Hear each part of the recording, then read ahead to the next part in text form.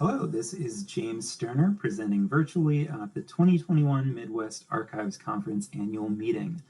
The poster I'll be presenting is titled Other Voices, Other Stories, Redescribing Records of the Milwaukee Open Housing Movement During COVID-19. In mid-2020, I was struggling to find a fieldwork opportunity that could be done online after the in-person fieldwork I had previously set up got canceled due to the pandemic. Our archives program coordinator at UW-Milwaukee, Sean Hayes, was able to get me a work opportunity at the UWM Archives working with the March on Milwaukee collections. These collections, a large portion of which have been digitized, deal with the 200 consecutive nights of marches from the segregated, mostly black north side of Milwaukee to the mostly white south side from 1907 to 1968, to demand open housing legislation and the desegregation of Milwaukee's neighborhoods.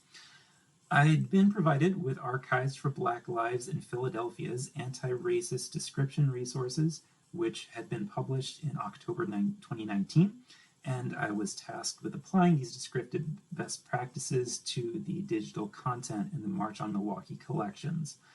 Archives for Black Lives in Philadelphia is an association of archivists in the Philadelphia and Delaware Valley regions who created a set of resource description guidelines in response to the Black Lives Matter movement. Some of the recommendations provided by Archives for Black Lives in Philadelphia involve providing better name access to Black people in records, using accurate and strong language to describe oppressive or violent power relationships, and contextualizing creator-sourced or historical terminology that might be either racist or outdated or require historical context to understand its significance. One of the biggest challenges I faced while completing this work was the fact that I didn't have direct access to the physical collections and was working within an entirely digital context. This meant I was a bit limited in the information I had to work with when trying to understand the historical contexts of some of our metadata. As was common in the 1960s, many women in records were simply described by their husband's name, and it often required outside research to determine that, for example, Mrs. William Finlayson's full name to be included in metadata should be Edith Finlayson. It also became very apparent that police violence against Black people had been a serious issue in the 1960s, just as it is today, but that the metadata in the collection didn't really acknowledge this as being a part of what this movement was about.